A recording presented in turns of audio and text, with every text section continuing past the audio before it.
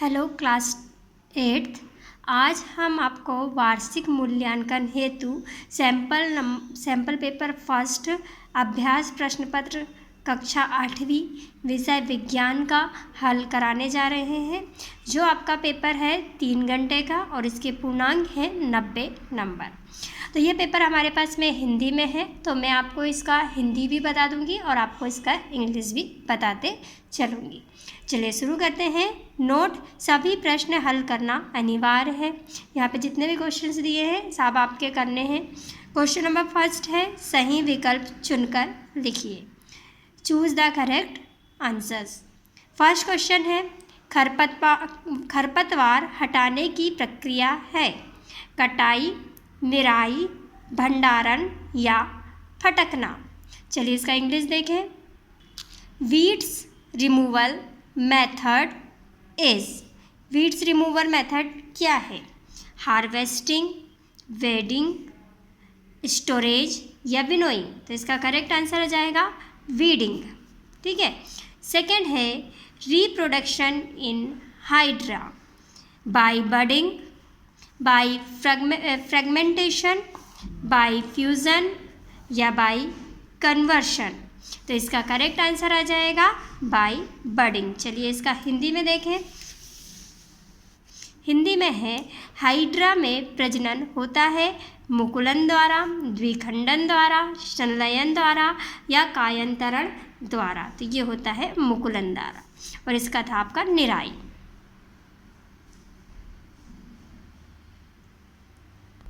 तो ये मुकुलन हो गया, इसका आंसर था निराई। नंबर 3 है, थर्मोसेटिंग प्लास्टिक है। थर्मोसेटिंग प्लास्टिक का उदाहरण पीवीसी है, पॉलीथीन है, बेकेलाइट है या पॉलिस्टर है। तो थर्मोसेटिंग प्लास्टिक का एग्जाम्पल है बेकेलाइट। इसका इंग्लिश देख लेते हैं। इसका इंग्लिश है, thermosetting plastic is. Thermosetting plastic है पीवीसी, पॉलीथीन, बेकेलाइट या पॉलिस्टर। तो क्या जाएगा इसका बेकेलाइट। नेक्स्ट नंबर है, which gas is produced in the incomplete combustion of fuel. यदि कोई भी ईंधन पूरी तरह से नहीं चला है तो वहाँ पे कौन सी गैस निकलती है? सल्फर मतलब S, carbon monoxide, CO, oxygen या नाइट्रोजन। तो ये निकलती है कार्बन मोनोऑक्साइड। इसका हिंदी में है, ये आपका ईंधन के अपूर्ण दहन से कौन सी गैस उत्पन्न होती है? सल्फर, कार्बन मोनोऑक्साइड, ऑक्सीजन या नाइट्रोजन। तो क्या जाएगा इसका आंसर? Carbon monoxide. फिफ्थ है, धनुष को खींचने के लिए धनुर्धर द्वारा लगाए गए बल्ब का उदाहरण है। तो धनुष जब खींचता है धनुर्धर तो उसमें कौन सा बल लगता है? गुरुत्व बल, चुंबकीय बल, असंपर्क बल या पेशीय बल। तो यहाँ पे लगता है पेशीय बल। ठीक है। इसका इंग्लिश है,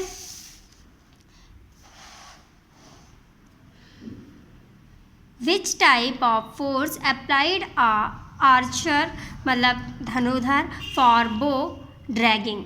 ब्रो को खींचने के लिए लगाता है gravitational force, magnetic force, non contact force या मस्कुलर फोर्स। तो ये है मस्कुलर फोर्स। पेशीय बल लगाता है, क्या लगाता है? पेशीय बल। ये इसका आंसर हो जाएगा। चलिए आगे बढ़ते हैं रिक्त स्थान पे। Question number 2, fill in the blanks. रिक्त स्थानों की पूर्ति कीजिए। Nearest planet from the sun is. Sun के पास का प्लैनेट क्या है? सूर्य के सबसे समीप का ग्रह खाली स्थान है। तो सूर्य के सबसे समीप का ग्रह यहाँ आ जाएगा मर्क्यूरी। क्या आ जाएगा? मर्क्यूरी। ठीक है। सेकेंड है, कोलेरा डिसीज कज्ड बाय। हैजा खालिस्तान के द्वारा होने वाला रोग है। तो हैजा जो है वो बैक्टीरिया से होने वाला रोग है। यहाँ आ जाएगा बैक्टीरिया। नेक्स्ट है, a process in which sugar change into alcohol is called. एक प्रोसेस जिसमें शुगर अल्कोहल में बदलती है वो प्रोसेस कहलाती है फर्मेंटेशन। फर्मेंटेशन। नेक्स्ट है, blank gas produced in reaction metal with acid. जब मेटल एसिड से रिएक्शन करते हैं तो हाइड्रोजन गैस निकलती है। ब्लैंक्स के हिंदी में आंसर है सूर्य के सबसे समीप का ग्रह बुध। हैजा जीवाणु के द्वारा होने वाला रोग है। चीनी को अल्कोहल में परिवर्तित करने का प्रक्रम किण्वन कहलाता है। धातुएं अम्लों से अभिक्रिया कर हाइड्रोजन गैस बनाती हैं। अब हमारे आ जाते हैं क्वेश्चन नंबर 3 पे, अति लघु उत्तरीय प्रश्न। पहला है स्थिर वैद्युत बल किसे कहते हैं। चलिए इसका आंसर देखते हैं। What is electrostatic force. Answer है the electrostatic force is the force of attraction और repulsion between two charged particles. मतलब देखिए, इसको हिंदी में आप लिख सकते हैं, स्थिर वैद्युत बल एक ऐसा बल है जो किसी चीज़ को आकर्षित या प्रतिकर्षित करता है। दो चार्ज्ड पार्टिकल्स को आवेशित पार्टिकल्स को अट्रैक्ट या मतलब आकर्षित या प्रतिकर्षित करने वाला बल स्थिर वैद्युत बल कहलाता है।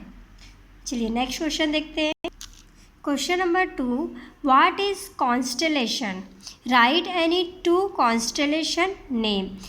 कॉन्स्टेलेशन का मतलब होता है तारामंडल। तारामंडल किसे कहते हैं, कोई 2 उदाहरण लिखिए। इसका हिंदी में वो क्वेश्चन ऐसे दिया हुआ है, तारामंडल किसे कहते हैं, कोई 2 तारामंडलों के नाम लिखिए। चलिए इसका आंसर देखते हैं। आंसर है द ग्रुप ऑफ स्टार्स, मतलब कि तारों का समूह। That make an imaginary shape in the night sky, जो कि एक काल्पनिक आकृति बनाता है रात के समय आकाश में, आर कॉल्ड कॉन्स्टेलेशन। इसी को बोलते हैं तारा मंडल। ऑरियंस और कैस्पियस इसके 2 एग्जाम्पल हैं। चलिए नेक्स्ट क्वेश्चन देखते हैं। Question number 3, write any 3 uses of coal tar. Coal tar के 3 उपयोग लिखिए। हिंदी में क्वेश्चन है, कोलतार के कोई 3 उपयोग लिखिए। चलिए इसका आंसर देखते हैं। पहला है रोड कंस्ट्रक्टिंग, मतलब सड़कें बनाने में, रूफिंग छत पे, और वाटर प्रूफिंग। इन सब चीज़ों पे हम किसका यूज़ करते हैं, कोलतार का यूज़ करते हैं। नेक्स्ट क्वेश्चन देखते हैं। Question number 4, why we should conserve biodiversity. हमें जैव विविधता का संरक्षण क्यों करना चाहिए। हिंदी में यह क्वेश्चन ऐसे है, ये देखिए, हमें जैव विविधता का संरक्षण क्यों करना चाहिए। चलिए इसका आंसर देखते हैं। पहला है हमारा बैलेंस ऑफ नेचर, प्रकृति के संतुलन के लिए। दूसरा है commercial value of wild life. Wild life मतलब कि जीवों के, जंगली जीवों की, या जो हमारे जंगल में रहने वाले जानवरों हैं या जंगल में पाए जाने वाले पेड़ पौधे हैं, उनके कमर्शियल वैल्यू के लिए। नंबर 3 है बायोलॉजिकल स्टडीज़ के लिए, जीव विज्ञान की स्टडी के लिए, इसके अध्ययन के लिए हमें बायोडाइवर्सिटी का कंजर्वेशन ज़रूरी है, उसका संरक्षण ज़रूरी है। नेक्स्ट क्वेश्चन देखते हैं। What is viviparous, write any 2 examples. Viviparous क्या है, इसके एग्जाम्पल बताइए। इसका हिंदी में क्वेश्चन है, जरायुज जंतु किसे कहते हैं, 2 उदाहरण लिखिए। चलिए इसका आंसर देखते हैं। आंसर है animals that give birth of offspring are called viviparous. मतलब ऐसे जीव या ऐसे जानवर या ऐसे एनिमल्स जो बच्चे को जन्म देते हैं। ठीक है, हिंदी में क्या हो जाएगा, ऐसे एनिमल्स जो बच्चों को जन्म देते हैं उन्हें विविपोरस कहते हैं या उन्हें जरायुज कहते हैं। देखिए हमारे पास में 2 टाइप के एनिमल्स होते हैं, कुछ एनिमल्स बच्चे को जन्म देते हैं और कुछ एनिमल्स एग देते हैं। तो जो बच्चों को जन्म देते हैं वो विविपोरस कहलाते हैं, जैसे ह्यूमन, डॉग, ETC, ये इसके एग्जाम्पल हैं। चलिए नेक्स्ट क्वेश्चन देखते हैं। Number 6, write any 3 different between manure and fertiliser. Fertiliser और मैन्योर के बीच में आपको 3 डिफरेंस बताने हैं। हिंदी में क्वेश्चन है, उर्वरक तथा खाद में 3 अंतर लिखिए। चलिए इसका आंसर देखते हैं। आंसर है फर्टिलाइजर्स और मैन्योर। तो फर्टिलाइज़र इज़ एन और इनऑर्गेनिक सॉल्ट, ये एक इनऑर्गेनिक सॉल्ट है, और मैन्वर इज़ अ नेचुरल सब्सटेंस, ये एक नेचुरल सब्सटेंस है। तो पहला ये प्राकृतिक है और ये प्राकृतिक है। दूसरा, fertilisers are made in factories, manure is prepared in the field. Fertilisers को फैक्ट्रीज़ में बनाया जाता है, जबकि मैन्योर को कहाँ पे बनाया जाता है? खेतों पे बनाया जाता है। The soil does not gets humus from fertilizers, तो जो ह्यूमस होते हैं, जबकि जो क्या नाम है, मैन्योर होते हैं, the soil gets humus in abundance from manure, इनको यहाँ से ह्यूमस नहीं मिलता है, फर्टिलाइजर से मिट्टी को ह्यूमस नहीं मिलता है, जबकि मैन्योर से मिलता है। तो ये इसके 3 डिफरेंस हो गए, इंग्लिश में भी और हिंदी में भी। चलिए नेक्स्ट क्वेश्चन देखते हैं। Question number 4, short answers question. पहला है वाई रोलिंग, रोलिंग या sliding, why rolling friction is less than static friction, explain. चलिए इसका हिंदी देखते हैं। इसका हिंदी है, सर्पी घर्षण स्थैतिक घर्षण से कम क्यों होता है, व्याख्या कीजिए। आंसर है, चलिए देखते हैं। Suppose a box kept on the surface has to be posed, मान लो एक बॉक्स रखा हुआ है ऐसी सरफेस पे जहाँ से उसको पोज्ड किया जा सकता है, मतलब धक्का दिया जा सकता है। If the box is slided then when the box starts sliding the contact point on its surface do not get enough time to lock into the contact point on the floor. So the sliding friction is slightly less than a static friction, and we find it easier to move the box already in motion than to get it started. Static friction. तो जब कोई चीज़ स्थिर है, मतलब कोई रखी हुई चीज़ है, और यदि कोई एक ऐसा बॉक्स रखा है जिसको हम धक्का मार दें और वो क्या हो जाए, अपना मोशन पे आ जाए, अपनी गति पे आ जाए, तो ऐसा फ्रिक्शन होता है कौन सा फ्रिक्शन? Sliding friction. इसलिए जो है स्लाइडिंग फ्रिक्शन हमेशा लेस देन होता है स्टैटिक फ्रिक्शन का। चलिए नेक्स्ट क्वेश्चन देखते हैं। Question number 2, is it safe for the electrician to carry out electrical repairs outdoor during heavy downpour, explain। तो बोल रहा है कि जब बारिश होती है या तेज़ वर्षा होती है तो जो आपका लाइनमैन होते हैं उनका बाहर काम करना सुरक्षित नहीं होता है, इसको समझाइए। इसका हिंदी में क्वेश्चन दिया हुआ है, ये दिया हुआ है, तेज़ वर्षा के समय किसी लाइनमैन के लिए बाहरी मुख्य लाइन के विद्युत तारों की मरम्मत करना सुरक्षित नहीं होता, व्याख्या कीजिए। चलिए इसका आंसर देखते हैं। इसका आंसर है व्हेन इट रेन्स हैवीली, जब भारी बारिश होती है, the rain water dissolve many impurities, तो जो रेन वाटर होता है उसमें बहुत सारी अशुद्धता घुली होती है, फ्रॉम द एटमॉस्फेयर, कहाँ से? वातावरण से, विच मैक्स इट इम्प्योर, जो इसको अशुद्ध बना देती है, and very conductive of electricity, और इलेक्ट्रिसिटी का बहुत ही कंडक्टिव बना देती है, मतलब इससे विद्युत धारा प्रवाहित होने लगती है। The air becomes humid and with the water it's become very conductive, हवा भी जो होती है वो उसमें बहुत नमी हो जाती है और वाटर जो होता है वो बहुत ही कंडक्टिव हो जाता है टू इलेक्ट्रिसिटी, मतलब उससे बहुत ही ईजीली इलेक्ट्रिसिटी फ्लो हो सकती है। दैट इज़ वाई, यही रीज़न है कि it is not wise for electrician, कि ये इलेक्ट्रिशियंस के लिए सही नहीं है, मतलब लाइनमैन के लिए सही नहीं है। Are advised not to electrical repair work when it ran heavily, इसलिए उन्हें सलाह दी जाती है कि जब ज़्यादा बारिश हो तो उन्हें इलेक्ट्रिकल रिपेयर का काम नहीं करना चाहिए, विद्युत को सुधारने का, बिजली को सुधारने का काम नहीं करना चाहिए। Because he may get dreadful shocks, नहीं तो इसकी वजह से क्या होता है कि ड्रेडफुल शॉक्स लग सकते हैं, बिजली के झटके उन्हें लग सकते हैं, और इवन गेट इलेक्ट्रोक्यूटेड, और उन्हें करंट लग सकता है जो बहुत ही हार्मफुल होता है, बहुत नुकसानदायक होता है। चलिए नेक्स्ट क्वेश्चन देखते हैं। Explain why the following things make by thermosetting plastic. आपको बताना है कि क्यों कुछ चीज़ें जो होती है उनको थर्मोसेटिंग प्लास्टिक से बनाया जाता है, जैसे बकेट हैंडल और इलेक्ट्रिक प्लग या switch.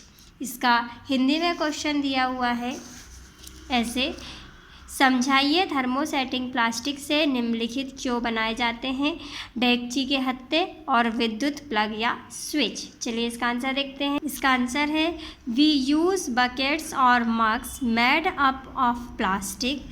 The plastic is very light, strong, durable and it can be molded into different shapes and size, so it is used for various purpose। Plastic जो होती है घरों में जो हम सामान यूज़ करते हैं वो प्लास्टिक के बने होते हैं, क्योंकि प्लास्टिक बहुत हल्की होती है, मजबूत होती है और इसको अलग अलग शेप और साइज़ में बनाया जा सकता है। इन रीजंस के कारण ये जो कंटेनर हैं वो प्लास्टिक के बनाए जाते हैं। Question number 5, give reason LPG is a good domestic fuel comparison wood। बोलता है कि जो LPG है वो एक अच्छा घरेलू ईंधन है, किसकी तुलना पे, लकड़ी की तुलना पे। इसका आंसर हमें देना है। हिंदी में ये क्वेश्चन हमें ऐसे दिया हुआ है, LPG लकड़ी से अच्छा घरेलू ईंधन है, कारण लिखिए। चलिए इसका आंसर देखते हैं। आंसर है LPG is a substance which is readily available. LPG एक ऐसा सब्सटेंस है, ऐसा पदार्थ है जो रेडिली अवेलेबल होता है, मतलब आसानी से उपलब्ध हो जाता है। It is cheaper and burn easily. ये चीपर है, सस्ता है और आसानी से जलने वाला है। In air at moderated rate, आसानी से जल जाता है ये।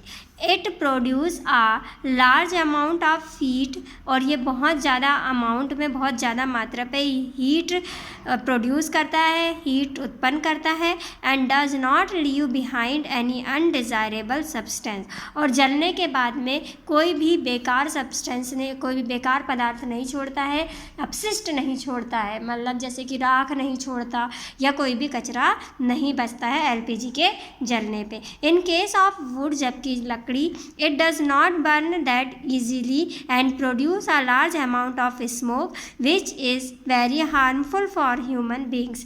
जबकि लकड़ी जो है वो आसानी से नहीं जलती है और इसके जलने पे बहुत सारा धुआं निकलता है जो ह्यूमन बींग्स के लिए, मानव के लिए बहुत नुकसानदायक है। That is why wood is not a better fuel than LPG। यही कारण है कि जो LPG है वो अच्छा सा ईंधन है, किसकी तुलना में, लकड़ी की तुलना पे। चलिए नेक्स्ट क्वेश्चन देखते हैं। इसके और में क्वेश्चन हमसे पूछा है, व्हाट इज एसिड रैन। अम्ल वर्षा किसे कहते हैं। ये रहा क्वेश्चन, अम्ल वर्षा किसे कहते हैं।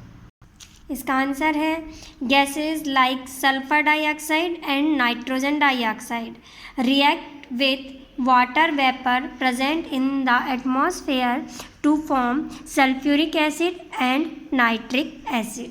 तो जो गैसें होती हैं जो एटमॉस्फेयर पे प्रेजेंट है, मतलब वातावरण पे प्रेजेंट है, उपस्थित हैं, जैसे कौन सी गैसें, सल्फर डाइऑक्साइड और नाइट्रोजन ऑक्साइड। ये जो है वाटर वेपर के साथ में, मतलब जल की वाष्प के साथ में मिल जाती हैं और सल्फ्यूरिक एसिड, सल्फ्यूरिक अम्ल और नाइट्रिक अम्ल बना लेते हैं। This acids comes down with rain water, और ये एसिड जो है, ये एसिड पानी की बूंदों के साथ में आते हैं ज़मीन पे, मेकिंग द रेन एसिडिक। और जब ये एसिड पानी के साथ में मिलते हैं, रेन वाटर के साथ में मिलते हैं, तो ये एसिड बना देते हैं। This is known as acid rain, और इसी को एसिड रेन कहते हैं। चलिए नेक्स्ट क्वेश्चन देखते हैं। Question number 6, write any 5 difference between plant and animal cell. Plant और एनिमल सेल पे डिफरेंस लिखने हैं। इसका हिंदी में क्वेश्चन है, पादप कोशिका और जंतु कोशिका में 5 अंतर लिखिए। चलिए इसका आंसर देखते हैं। Animal cell plant cell. तो एनिमल सेल में होता है न्यूक्लियर मेम्ब्रेन्स इज एब्सेंट, इसमें नाभिक जो होता है वो अनुपस्थित रहता है, इसमें न्यूक्लियर मेम्ब्रेन्स इज प्रेजेंट, इसमें नाभिक उपस्थित होता है। सेल वॉल इज एब्सेंट, इसमें सेल वॉल एब्सेंट होती है और यहाँ पे cell wall is present. Third है प्लास्टाइड्स आर एब्सेंट एंड यहाँ पे प्रेजेंट। तो बस ये इतना ही इसका अंतर है। और यहाँ पे ऊपर आप देख सकते हैं, यदि आपको कभी इनका प्लांट और एनिमल सेल का डायग्राम बनाने आया तो आप इस तरीके से इसका डायग्राम बना सकते हैं। ये फर्स्ट वाली हमारी एनिमल सेल है और दूसरी वाली है प्लांट सेल। चलिए नेक्स्ट क्वेश्चन देखते हैं। इसके और में क्वेश्चन पूछा है where are chromosomes found in a cell state their function. इसका हिंदी में है कोशिका में क्रोमोसोम अथवा गुणसूत्र कहाँ पाए जाते हैं, उनका कार्य लिखिए। चलिए इसका आंसर देखते हैं। आंसर है chromosomes are found in nucleus, नाभिक में पाए जाते हैं, ऑफ द सेल, सेल के नाभिक में। They carry genes and help in inheritance, ये जीन्स को एक जगह से दूसरी जगह ले जाने का काम करते हैं और हेल्प करते हैं किसमें, अनुवांशिकता में। That is transfer of character from the parents of offspring, उनके माता पिता से लक्षणों को या गुणों को उनके बच्चों तक पहुंचाने का काम करते हैं क्रोमोसोम। चलिए नेक्स्ट क्वेश्चन देखते हैं। Question number 7, write any 5 endocrine gland name and the secrete hormones name. मतलब कि ये दिया हुआ है अपने हिंदी में 5 अंतःस्रावी ग्रंथियों के नाम तथा उनके द्वारा स्रावित हार्मोन्स के नाम लिखिए। चलिए इसका आंसर देखते हैं। इसका आंसर है, देखिए यहाँ पे ग्लैंड्स के नाम है और यहाँ पे इनके हार्मोन्स के नाम है। पहला है टेस्टेस, तो इससे टेस्टोरियंस नाम का हार्मोन सेक्रेट होता है। Ovary, oestrogen, adrenal, adrenaline, thyroid glands, thyroxine, pituitary, FSH और फेलोकल, ये हार्मोन यहाँ से रिलीज होता है। पैनक्रियाज, इससे इंसुलिन। तो देखिए यहाँ पे एक ग्लैंड के नाम आपको इंग्लिश में और इनके हार्मोन के नाम भी इंग्लिश में ही याद करने होंगे। चलिए नेक्स्ट क्वेश्चन देखते हैं। नेक्स्ट है list the changes in the body that take place at puberty. इसका हिंदी में दिया हुआ है यौवन आरंभ के समय होने वाले शारीरिक परिवर्तनों की सूची बनाइए। इसका आंसर है the onset of puberty bring out, जब यौवनारंभ होता है, मतलब कि जब पबर्टी एज शुरू होती है तब चेंजेस क्या क्या होते हैं। Growth of reproductive organs which begin to function, reproductive organs जो होते हैं उनकी फंक्शनिंग जो के लिए ज़रूरी होते हैं काम, वो शुरू हो जाते हैं, उनकी ग्रोथ शुरू हो जाती है रिप्रोडक्टिव ऑर्गन्स की। सेकेंड है hair grows at various places of the body, जैसे breasts develop in girls and facial hair moustaches and beard appear in boys. चेहरे में बॉयज़ के चेहरे पे दाढ़ी मूंछ आने लगती है और ब्रेस्ट जो है वो डेवलप होने लगते हैं और हेयर जो होते हैं वो बहुत सारे वेरियस प्लेसेस में बॉडी के हेयर की ग्रोथ होने लगती है। थर्ड है voice of the boys becomes hoarse, मतलब मोटी आवाज़ हो जाती है। As voice box in large during एडolescence, वॉइस बॉक्स जो होते हैं वो बड़े होने लगते हैं। Question number 8, sometimes a crackling sound is heard while taking off a sweater during winter. Explain. Hindi में है सर्दियों में स्वेटर उतारते समय चट चट की ध्वनि सुनाई देती है, व्याख्या कीजिए।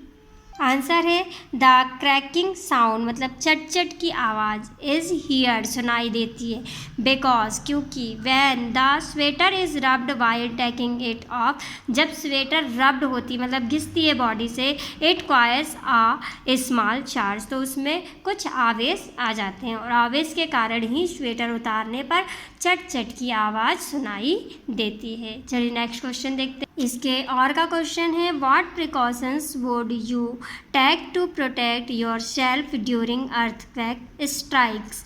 तो ये बोलता है कि जब भूकंप के झटके लगते हैं तो भूकंप के झटके लगने की स्थिति में आप अपने बचाव के क्या उपाय करेंगे। चलिए इसका आंसर देखते हैं। आंसर है first I will find a clear spot, मतलब खुली जगह ढूंढेंगे, अवे फ्रॉम बिल्डिंग्स, जो बिल्डिंग से दूर हो, trees and overhead power lines and will drop to the ground, और हम ग्राउंड पे बैठ जाएंगे।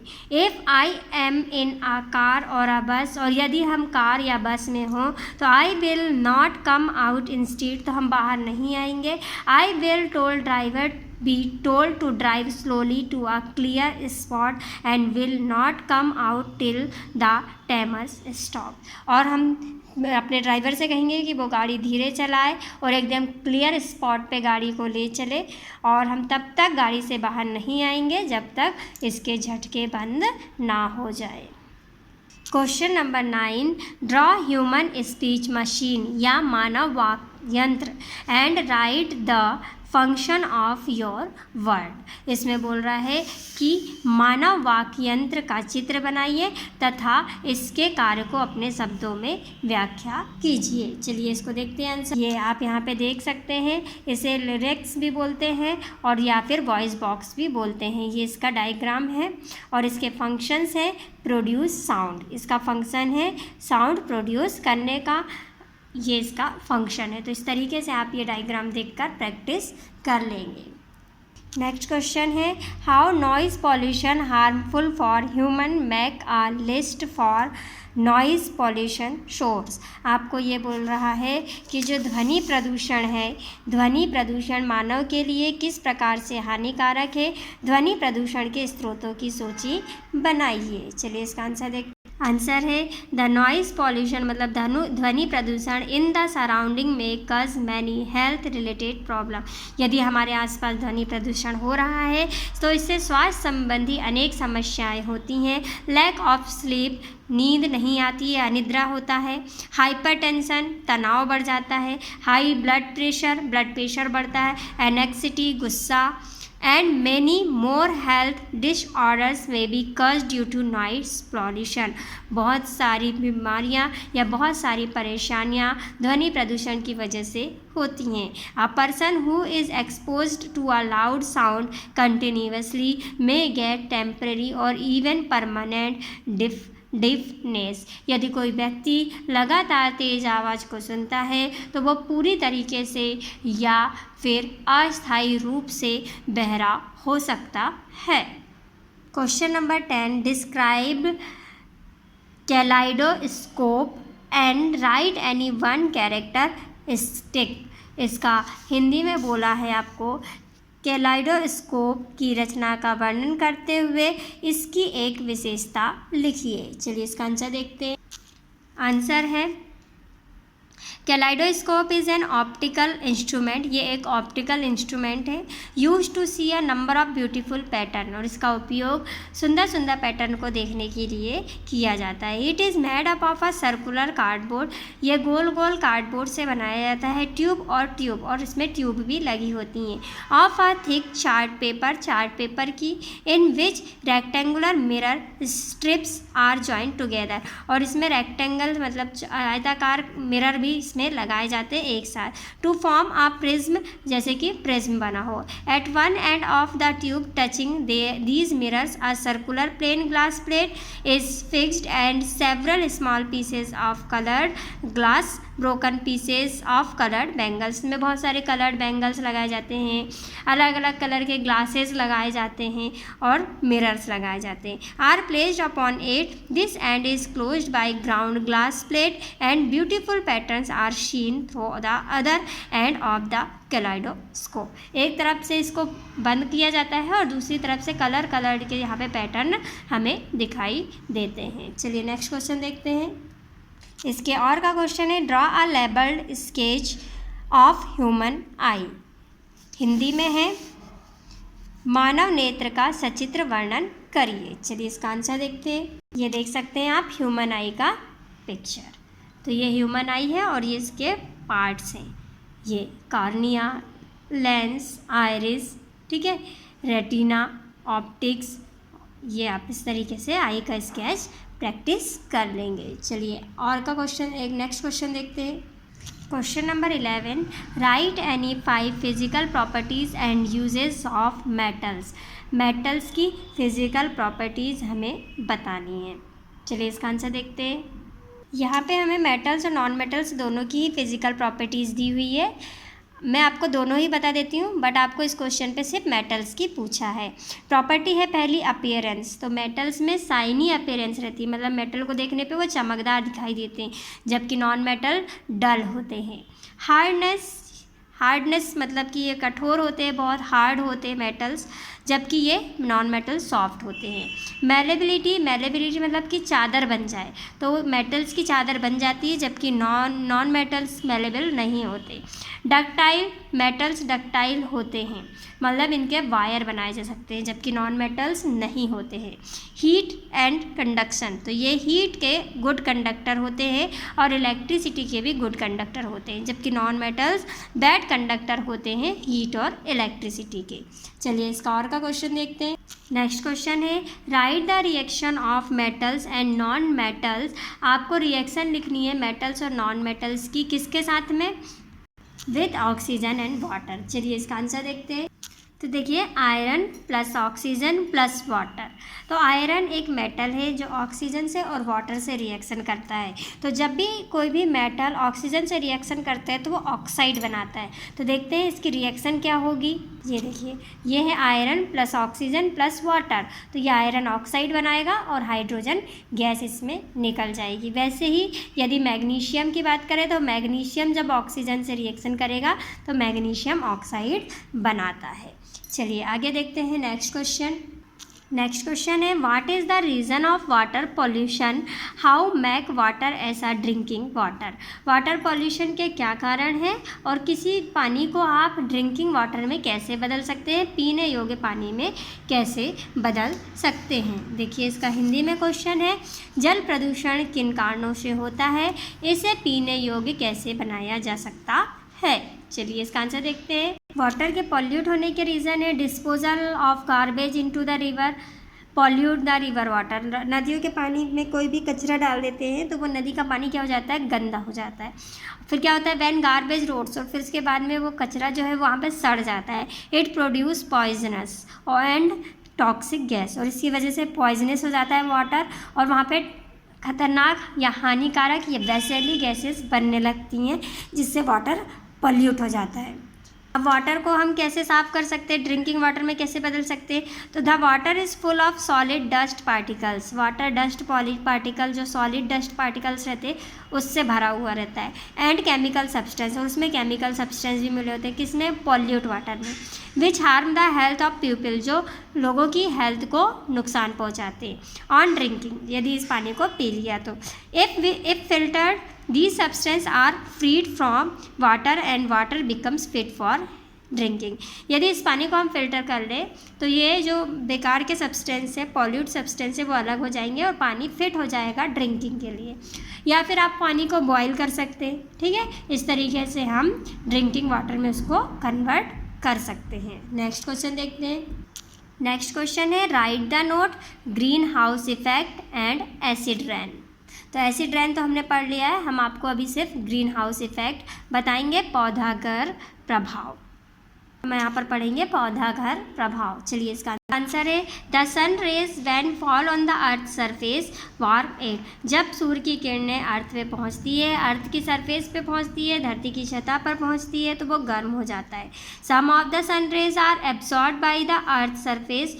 कुछ सन की किरणों को, सूरज की किरणों को अवशोषित कर लेती है पृथ्वी की सतह।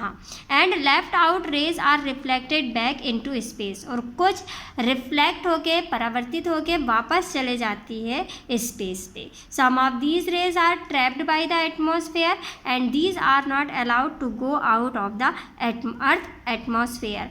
और क्या होता है, कुछ कुछ जो रेज होती हैं वो एटमॉस्फेयर के थ्रू क्या होती हैं, अवशोषित हो जाती हैं, जो पृथ्वी की सतह से बाहर नहीं जाती हैं। This trapped rays begin to warm the earth surface, और ये अवशोषित किरणें अर्थ की सरफेस को, पृथ्वी की सतह को गर्म करना शुरू कर देती है। This causes heating of the earth atmosphere, और इसकी वजह से पृथ्वी का वातावरण जो है वो गर्म होने लगता है। This effect is named as green house effect, और इसी प्रभाव को पौधग्रह प्रभाव या ग्रीन हाउस इफेक्ट कहा जाता है। Because this is exactly like the green house effect in a nursery, क्योंकि ये बिल्कुल वैसे ही पौधागृह प्रभाव है जैसा कि नर्सरी में होता है। In this houses sun's heat is allowed to get in but is not allowed to get out, क्योंकि इस सिस्टम पे सूर्य की किरणों को अंदर, हीट को अंदर आने तो दिया जाता है लेकिन बाहर नहीं जाने दिया जाता। The trapping of the radiation bye the earth atmosphere performs a similar function, ये दोनों ही फंक्शन एक से काम करते हैं। That is why it is called green house effect, और यही कारण है कि इसे पौधागृह प्रभाव कहा जाता है। तो यहाँ पे हमारा ये सेट का सैम्पल पेपर का लास्ट क्वेश्चन था। तो इस तरीके से आज हमने कक्षा 8 के विज्ञान विषय का सैम्पल फर्स्ट सॉल्व किया है। Thank you.